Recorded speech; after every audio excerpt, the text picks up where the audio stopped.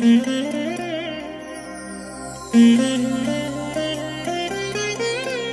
దినం పరము నుండి దిగివచ్చు మాట. ఇది నీ జీవితానికి వెలుగుల బాట. నీ ఒడిలో ఉంచబడిన దీవెనల మూట, అద్భుతాల ఆనంద ఊట. అక్టోబర్ 9. సంవత్సరమంతా మీరు బైబిల్ చదివి ముగించడానికి ఈరోజు మీరు చదవలసిన లేఖన భాగం ఉదయం యెషయా గ్రంథం 32 మరియు 33 అధ్యాయములు, సాయంత్రం కొలస్సీ పత్రిక 1వ అధ్యాయము.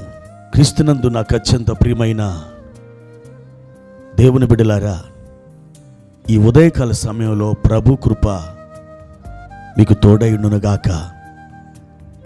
ఎలా ఉన్నారు దేవుని బిడ్డలారా? బాగున్నారు కదూ? దేవుని యొక్క అద్భుతమైన హస్తం మీకు ఎల్లవేళలా తోడుగా ఉండి మిమ్మల్ని నడిపిస్తూ ఉంది. ఆయన నిన్న నేడు నిరంతరం మారని దేవుడిగా ఉన్నాడు. ఆయన మార్పు లేనివాడు. ప్రియ సహోదరి సహోదరుడా, ఈ మార్పు లేని దేవుని యొక్క లక్షణమే మనం ఆయన మీద ఆధారపడి ఆయనను నమ్మడానికి, ఆయనను విశ్వసించడానికి మనకు హేతువుగా మారింది. ప్రియ దేవుని బిడ్డలారా, ఈ సమయంలో దేవుని వాక్యాన్ని మనం చదువుకుందాం. యెషయా గ్రంథం 43వ అధ్యాయము 2వ వచనం. నీవు జలములలో పడి దాటునప్పుడు నేను నీకు తోడయుందును, నదులలో బడి వెళ్ళినప్పుడు అవి నీ మీద పొర్లిపారవు. నీవు అగ్ని మధ్యను నడుచున్నప్పుడు కాలిపోవు, జ్వాలలు నిన్ను కాల్చవు. ప్రియమైన దేవుని బిడ్డలారా, ఈ వచనంలో జలములు మరియు అగ్ని జ్వాలలు, ఈ 2 పదాలు మనం చూస్తున్నాం. ఇశ్రాయేలు చరిత్రలో మనం చూచినట్లయితే మోషే తన గొర్రెల మందను మేపుకుంటూ ఆయన హోరేబు కొండ ప్రాంతానికి వచ్చినప్పుడు ఆయన చూడగా ఒక పెద్ద పొద అగ్నితో భగభగ మండుతుంది.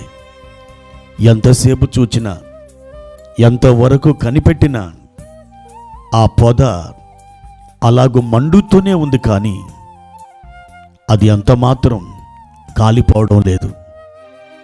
ఎందుకు కాలిపోవడం లేదు? అదే పనిగా మోషే ఆ పొద వైపు తేరి చూచాడు. ఆ పొద మధ్యలో దేవుడు అతన్ని మోషే మోషే అని పిలుస్తున్నాడు. అప్పుడు మోషేకు అర్థమైంది, ఈ పొద అదే పనిగా చాలా సమయం మండుతూ ఎందుకు కాలిపోవడం లేదో, ఈ పొదలో దేవుడు ఉన్నాడు అని తనకు అర్థమైంది. ఆ విధంగా నిర్గమాకాండం 3వ అధ్యాయం 4వ అధ్యాయం ఒక సుదీర్ఘ సంభాషణ పొదలో ఉన్న దేవునికిని మోషేకును జరిగింది. అవును దేవుని బిడ్డలారా, ఆ పొద మనకే సూచన. మనం ఆ పొదలాంటి వారం. అగ్ని జ్వాలలతో మనం మండుతూ ఉంటాం, మనం పరీక్షించబడుతుంటాం. అగ్నిలాంటి పరీక్షల గుండా మనం వెళుతూ ఉంటాం, కానీ మనకెంత మాత్రం అపాయం సంభవించదు. ఆ పొద ఎలాగూ కాలిపోలేదో మనం కూడా ఎంత మాత్రమును నాశనము కాము, మనం ఏమాత్రం హాని చెందము. ఎందుకనంటే ఆ పొదలో దేవుడు ఉన్నట్లే మనలో దేవుడు ఉన్నాడు. అవును ప్రియ దేవుని బిడ్డ, నీవును అగ్ని వంటి ఈ పరీక్షల గుండా, సమస్యల గుండా వెళుతూ ఉండొచ్చు. అయితే కొన్నిసార్లు కనిపిస్తుంది, నేనిక ముందుకు వెళ్ళలేనేమో, నేను చనిపోక తప్పదేమో, నాకు ఏదైనా ప్రమాదం సంభవిస్తుందేమో, నువ్వు బాధపడుతూ ఉండొచ్చు. కానీ దేవుని వాక్యం చెప్తుంది, నువ్వెంత మాత్రం ఆ జ్వాలల చేత కాల్చబడవు. ఎందుకనంటే ఆ పొదలో నేనున్నాను, అనగా నీలో నేనున్నాను. అవును దేవుని బిడ్డ, ఒకవైపు కుటుంబ సమస్యలు, ఆర్థిక సమస్యలు, అనారోగ్యపు సమస్యలు, శత్రువు యొక్క కుతంత్రాలు, ఇన్ని రీతులుగా నీవు శోధించబడుతూ, పరీక్షించబడుతూ, నలగగొట్టబడుతూ నువ్వు ఉన్నావేమో.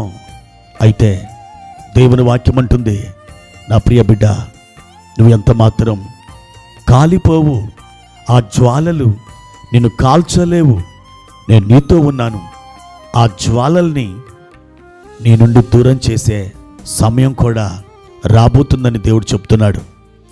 షద్రక్, మేషక్, అబేద్నెగోలు అగ్నిగుండంలో పడవేయబడినప్పుడు ఆ అగ్ని జ్వాలలు, ఆ అగ్ని యొక్క తీవ్రత వారిని నాశనం చేయగలిగిందా?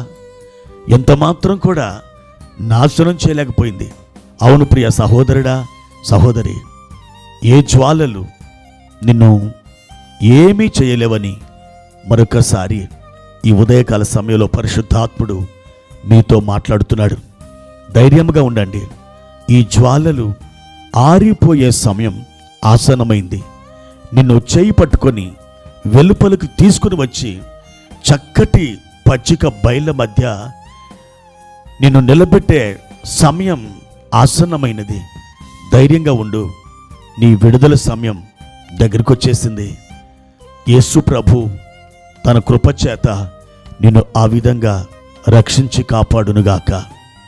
ప్రార్థన.